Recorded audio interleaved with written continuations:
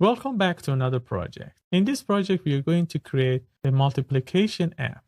As you can see from the final version of the project, we have a question here, which can be answered in this input section. And also we have a submit button. In a score section on the top right of the box, we store the scores that the user achieved by answering the right questions. And also if the user answers a question wrongly, the scores decrease by one number. Each time we refresh the page, we get a new question randomly. And if we answer the question correctly, for example, if we say 2 multiplied to 7, 14, we get the score 1. And the next question is 6, and we get the score 2. But if we answer the question wrongly, for example, here the answer is 12, but if you write 1 and enter, the score would be decreased by 1. This is a very simple multiplication app, but can be useful for kids. We're going to use JavaScript local storage to store the scores of the user. And also we're going to use the random function to create the random questions using JavaScript. So see in the next section for the HTML part of the project.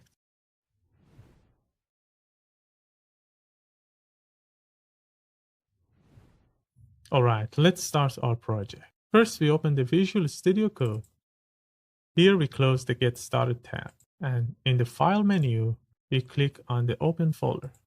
I would like to create the project in my desktop, but you can create it anywhere you like in your computer. So we click here on the desktop, and we click on the New Folder button to create a new folder. We name the file Multiplication App. And we press enter. Here we click on the select folder button and we close the Get Started tab again. On the left side, in the Explorer section, we create our HTML file. So here we right click and we click on the new file and we name the file index.html and we press enter. On the right side, now we have our index.html file, which is completely empty, but we can use an exclamation mark to have an HTML5 boilerplate. Here we click on the first auto suggestion to have our boilerplate. In the HTML5 boilerplate, the first line is the doc type, which tells the browser what version of HTML the page is written in. And in our case, we are using HTML5, so we just need to have HTML here. Then we have the HTML tag, which covers the head tag and the body tags. The lang attribute inside the opening HTML tag sets the language of the page. And in our case, we set the language to be English. Then we have the head tag, which includes the metadata tags and also the title tag. The charset attribute inside the first metadata tag defines the HTML character encoding, and the UTF-8 is recommended by the HTML5 to all the web developers because it contains nearly all the characters and the symbols. Then this meta tag tells the Internet Explorer browser to use the most recent rendering engine, which is Edge. The viewport meta tag sets the width of the screen when the page is loaded. The first section sets the width of the page to the device's screen. For example, if you have a mobile screen, the width will be smaller than the computer. Then we have the initial zoom level of the browser, which is in our case is 100%. Let's use Alt-C to turn on the word wrap so we can see all the codes. Here in the next tag, we have the title tag, which sets the title of the page. In order to see the browser inside the Visual Studio Code, we can use the Live Preview extension. Here we just need to right click and we click on Live Preview, Show Preview. Now we can see the browser on the right side, which is completely empty, but with the title document, which is coming from here. We can change the title to our project's name, which is Multiplication App. We just say Multiplication App. And inside the body section, we add a form with a class of form and also with the ID of form. We need the class for styling and we need the ID for the JavaScript section to get the data from the form. Let's close this Explorer section so we have more space on the right side. So we just need to drag this line to the left. Let's enter to accept the auto suggestion. So we have a form with a class of form and an ID of form. We don't need the action, we can delete it. And also inside the form, we have, first we have just the h4 tag with a class of score and an ID of a score. And inside it, we have just, now we have a hard-coded score equals 0. Later, using JavaScript, we're going to create this dynamically, and we calculate the score of the person who is using the application. After the h4 tag, we have a h1 tag, which is the question. We just add the ID of question. We don't need to actually style this, but we need to manipulate it using JavaScript later. So the question, we just hard code a question. We just say what is 1 multiply by 1. Yeah, and a question mark. Yeah, later using JavaScript, we're going to dynamically create these numbers and create random questions.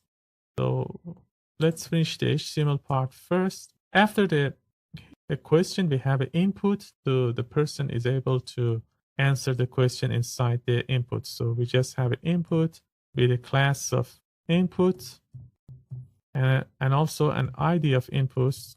We need the data inside the JavaScript, so we're going to get it using an ID, and also we're going to style this input using the class. So we press enter. The type of the input is text. We have ID and also the class. Here we can see the input. Let's add a placeholder, just saying enter your answer. All right. The other things I would like to do is to bring the marker to the input when the page is like a refreshed. So for example, I show you in the browser. We can see this in the browser using this hamburger and open in browser. So as you can see now, the marker is not here. So we have to come here and click here to have this like a marker. But if we add the attribute autofocus, when we go to the browser, when we refresh the page, we always see the marker inside the input. This one is going to help the user to quickly answer the questions after each other. After that, we want to remove the autocomplete, which suggests the user different numbers based on the history of the person. So we are going to set it to be off, so the user doesn't get any suggestion. After the input, we have a submit button. So we just have a button with we choose this auto suggestion to create a button with a type of submit, and also we want to add a class of btn. So we're going to style this button using this class, and inside the button we just write submit. All right, you can see the button here as well. That was it for the HTML part. It was very simple, but in the next section we're going to start firstly style this project and make it a little bit more beautiful. And after that, we're going to use JavaScript to dynamically create random questions and also store the score of the user answers using the local storage of the browser. So see you in the next section for the CSS part of our project.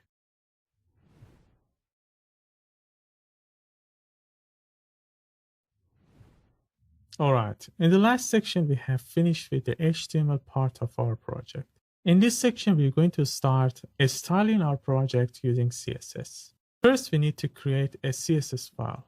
So we open the Explorer section using Ctrl-Shift-E, and on the left side in the Explorer section, we right-click and we click on the new file.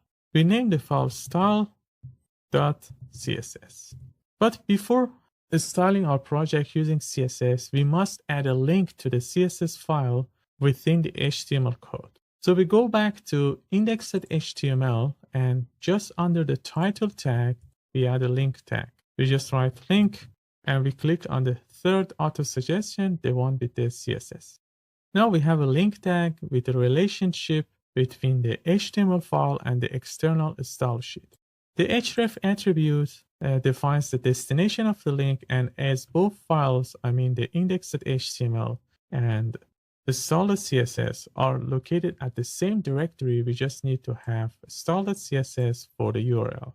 Let's close this Explorer section. We don't need it anymore, so we can have more space on the right side for our coding and the browser.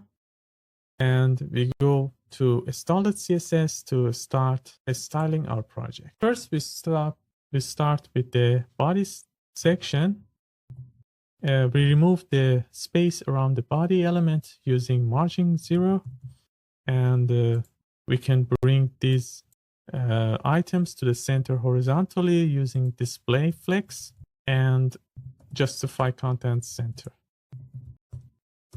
And also we can bring them to the center vertically using the height 100% of the viewport height, and also align item center. So first we set the height to be 100% of the viewport height, so the size of the body would be the same as this screen size. Then we set the align item center to bring the items to the center vertically. Also, we can use text align center to bring the inline contents to the center as well. So everything looks fine. We just need to add a background color. I just use yellow, and we can change the font family to be cursive, for example. All right, we finish with the body section. Next, we can start styling the form, which covers everything inside the body. So for the form, we can change the background color to be white. We can see it now. Let's add some padding. So we bring these items inside the form. So we just add 20% of 20 pixels of padding. And let's add some box shadows so we can see this form better. So we just add box shadow. The first value in the box shadow property is actually the position of the horizontal shadow. We set it to be 0. The second value is the position of the vertical shadow.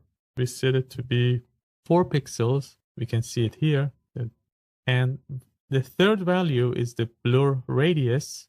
So we set it to be 8 pixels. Now we can see the shadow around the box, but this shadow is a little bit dim. We can remove the transparency or decrease it using RGBA functions. RGBA function sets a color with the alpha value, which is the transparency. So we set 0 for the red, 0 for green, and 0 for blue, which gives us the black color. And also we set 0.3 for the alpha value, which means 30% transparency or opacity. All right, that looks okay. We just need to add some borders, rounded borders. So let's first use Alt-C to turn on the word wrap so we can see the code completely. And then we use border radius to add the rounded border. We set it to be 10 pixels. That looks fine now. When we decrease the size, the form gets smaller. That's okay, but we want a little bit of the space around them as well. So we add a margin of like 5 pixels, or let's say 10 pixels to have some space around the form as well. All right, let's style this input and the bottom. Sorry, the bottom, the submit bottom. So we just say input.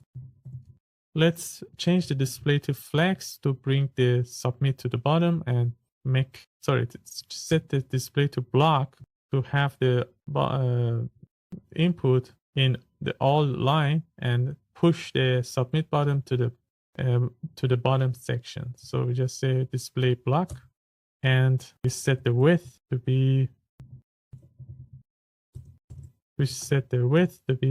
100%. So we have the input all the way. As you may notice, the space from here to here is bigger than that size because it's calculating the border as well. We can prevent this using box sizing border box. So now we can have the same space on the left and the right section. Let's increase the size of the text inside. We just say font size, for example, 25 pixels, and we bring it to the center using text align center. And let's add some padding. We just say 10 pixels padding, and let's increase the size of this border around the input so we can see it better.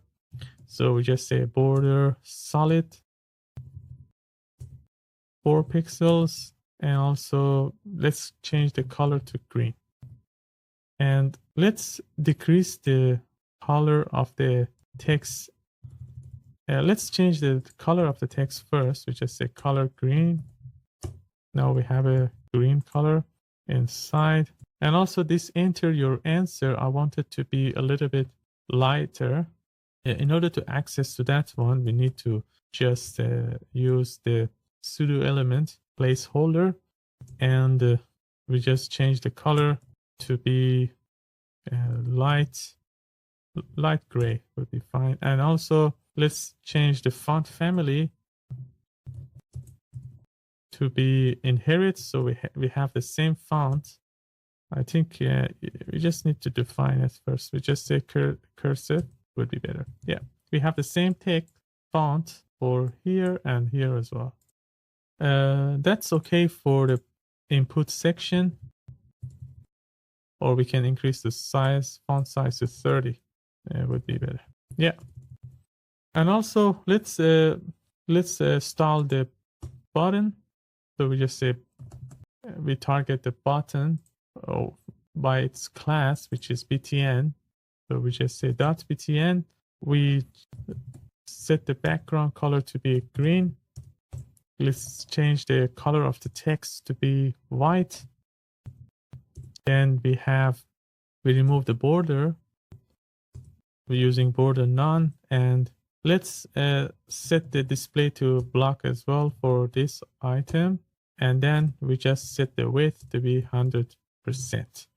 And then we add some padding, just say 20 pixels, or it's too much, just say 10 pixels, and font size to be 25 pixels.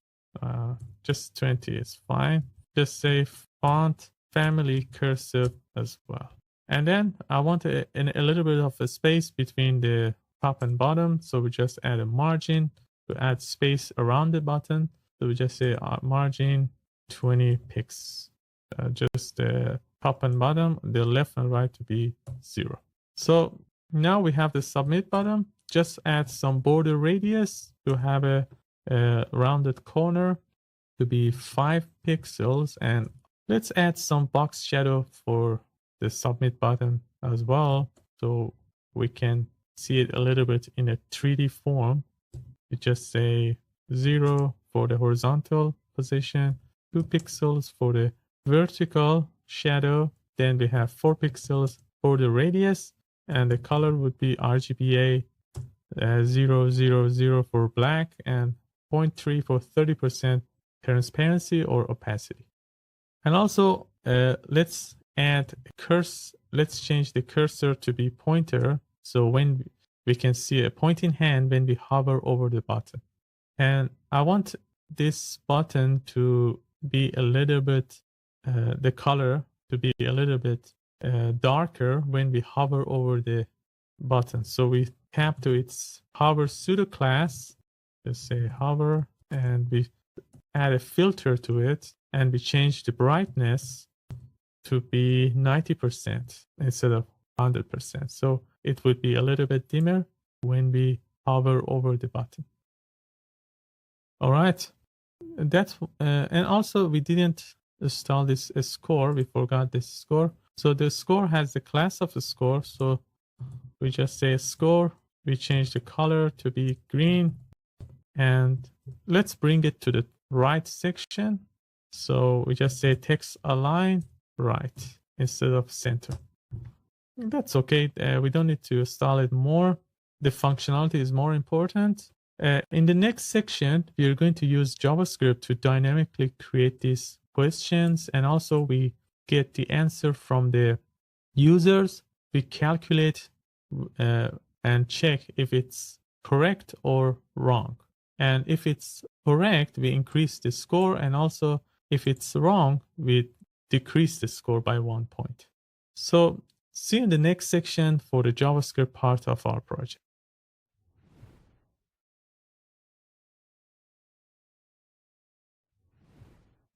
All right, in the last section, we have finished styling our project using CSS.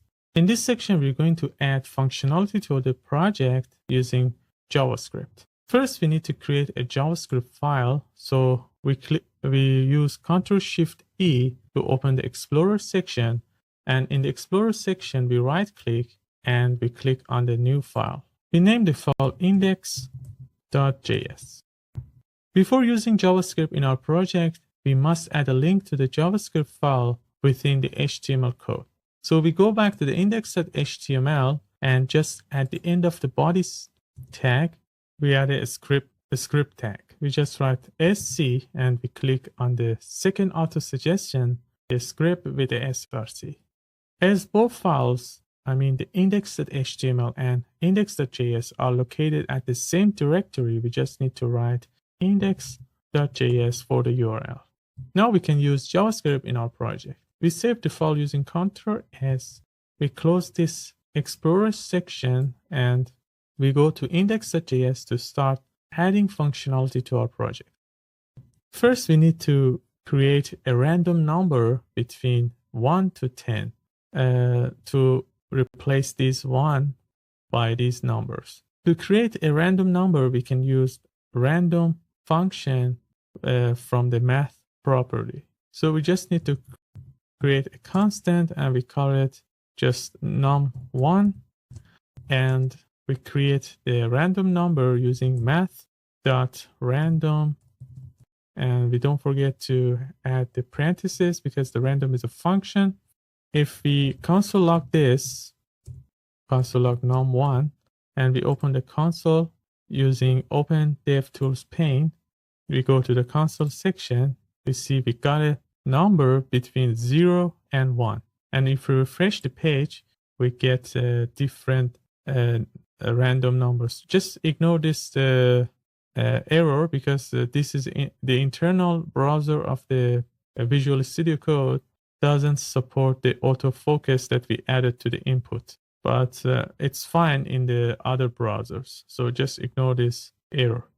In order to create the random number between 0 and 10, we just need to multiply this to 10. Now we are getting, for example, 894, 8.59, and 992, or something like that. But we don't want a number with decimals. We just want a rounded number. So we add math. We just first put this one in the parentheses, and we add another function called math.seal. Now we get 1. If you refresh the page, we get 2, 1, 4, 6, 3.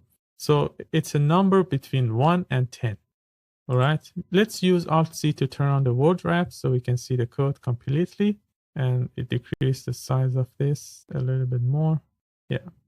That was it for the num1. Let's create another number. We just say num2 will be the same things. we just need to copy this because we are creating another number between 1 and 10. So now we just need to change this 1 by the number 1 and the second one with the number 2.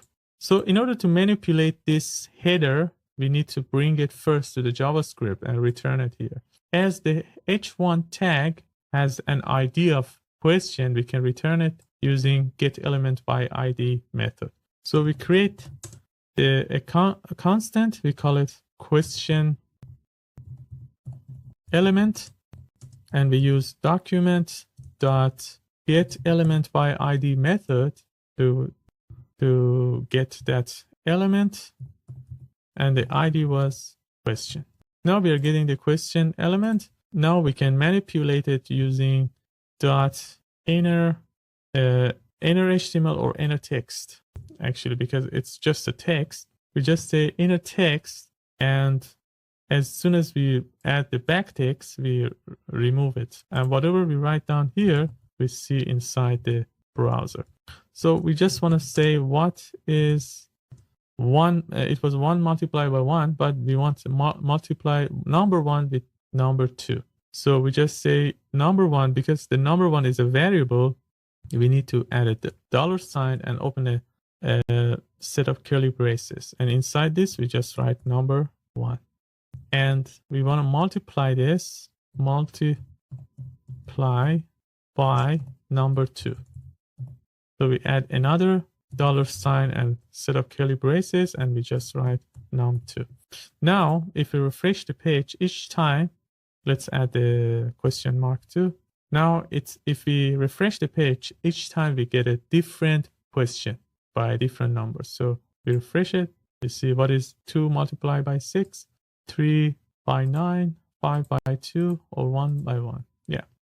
So the question is created, but we need the answer as well to compare it with the answer that the user enters. So the correct answer, we just say the correct answer. So, sorry, we create a constant, we call it a correct answer, and we just say num1 multiplied by num2 would be the correct answer, because this is the real mathematics. And now we need to get the answer from the user. So we add a form here, so we need to add a add event listener method to the form and track the submission of the form and get the data from the input. First, we bring the form. Form has the ID of form. So here we can add it at the top. So we just say a constant form element, and we equal it to document.getElementById, and the ID is form.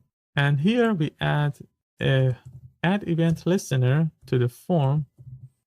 And the event that we want to handle is submit. So anytime the user submit the form, we activate a callback function, which is here. So each time someone submit the form, we want to get the information. So the information we want to get is the whatever inside the input. And we can get this one by just bringing the input element first. The input element here has the ID of input. So we bring it here. We just say const input element, and we equal it to document.getElementById, and the ID is input. So we can get the information inside the input by just adding the dot value method. So we save it to a constant and we call it user answer. The user answer will be equal to input element dot value. But the value we are getting is actually a string. It's not a number. We can test it here. We just say a log. Let's log the user answer and also the type of user answer. We just say type of user answer. Let's open the console again. So when we submit a number, a random number, we submit it, we can see the number is here and the type of this user answer is string. In order to convert this string to number, we just need to add a plus at the beginning of this string. Now if we write down a number and we submit it, we get the number and the type is number as well. So now we can compare this user answer with the correct answer which we are getting from the question. So we delete the console and we compare both of them, the user answer, and we say if the user answer is equal to correct answer, then we want to increase the score. Let's first set the score to be 0. For example, just here we just create a variable, call it a score, and we set it to be 0 at the beginning. And here we just say if the answer was correct, we increase the score by 1, and otherwise we decrease the score. Let's console log the score and see the change. We console log it in the both sides, and we open this. First, the score is 0. If we answer the question correctly, the score would be 1. And if we answer the question wrong, the score would be -1. So we just, and first we answer it correctly. We just say 35, we press enter. Now we get 1 for the score. This one is 21. The correct answer is 21, but we just say 4 and we enter. Now we get -1 for the score. The reason we are not getting 0, because the first it was 1 and then we decreased it by 1. We didn't get 0 because we are not storing the score, because each time we submit a number, the page would be refreshed and we get this JavaScript from beginning and the score would be set again to 0. In order to prevent this, we can store the score inside the local storage of the browser. So we create a function here and we call it local storage, or we just call it update local storage, and we just save the score variable inside the local storage. We can use set item method to store an item. The item we want to store, and we want to call it a score, and we cannot save the score directly to the local storage because the score is a number.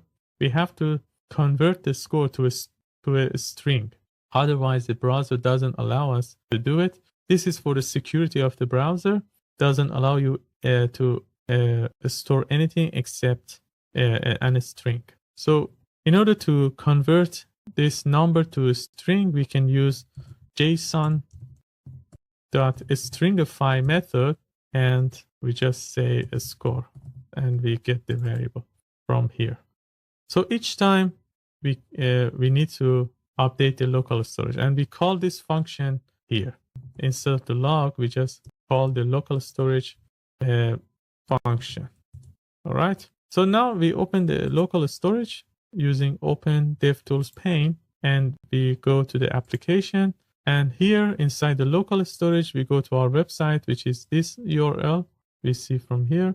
Now we don't have anything in the storage, but let's answer one question. We just answer it correctly. Use 3 multiplied by 1 is 3, so we submit it. Now we have a variable inside the local storage, which is a score, and it's 1. The value is 1. Now, if we answer another question correctly, we don't get the value 2, because the reason is that we always set the score to 0 at the beginning, and then we increase it by 1. We always update the local storage, and the score will be always 1. In order to prevent this, we need to first get the score value from the local storage and set it to the variable score at the beginning. So here at the top, we need to, instead of setting the score to 0, we just say local storage dot, instead of set item, we need to use get item, and the item we want to get is a score. But still, this local storage dot get item is a string now, And in order to have it as a number, as a number for score, we need to JSON dot parse it instead of JSON dot screenify, and then we can have the correct value. Now, if we answer the question, another question correctly, we just say 36. The value inside the local storage would be 2. So it's updating, and let's answer another one correctly. And now if we even answer one question wrong, we decrease the value. So now it's this one is 30, the correct answer. We just answer, for example, 2. Now the value is 2. All right. In order to prevent a situation when there's no score in the local storage, in order to don't get any error, we need to just say if the score is not existed, we just say add a not sign at the beginning. If there's no score, just set the score to be 0. All right. Now we are saving our scores inside the local storage, but we haven't updated this section yet in the browser. So in order to get this score, we need to bring it from the HTML. The ID we used for this part is this one. The ID is the score. So we just bring it inside the JavaScript using the get element by ID method. Here we just say const score element document dot get element by ID, and the ID is a score. Now we have the score element. After updating the score and getting it from the local storage, we can update the score element, and we change the inner text to be, now we remove it completely. We just say score equal to a variable, and in order to have a variable, we add a $sign and a set of curly braces, and the variable is a score which we are getting from here or here. So now the score is 2. We can answer one question correctly. So it becomes 3. This is 12. This one is 63. So each time we are answering a correct one, we get an increase in the score, and if each time we answer it wrongly, we get a decrease in the score. For example, this one is 10. We just write 53, and the score would be 4. Let's try this in the browser as well. So let's go to the browser. As you can see now, the score is 0 here because this browser is different from the browser of the Visual Studio Code, and this is a Chrome browser, so the local storage is empty, so the score is 0. Let's answer some questions. We just say 9 and press enter, and we get the score 1. And also, as you may notice, each time we answer, the autofocus comes to the input section. So we can answer the next question very fast. Let's make a mistake, and we just say 2, so we decrease the point in the score section. That was it for our project. I hope you enjoyed and may learn many things. See you in the next project.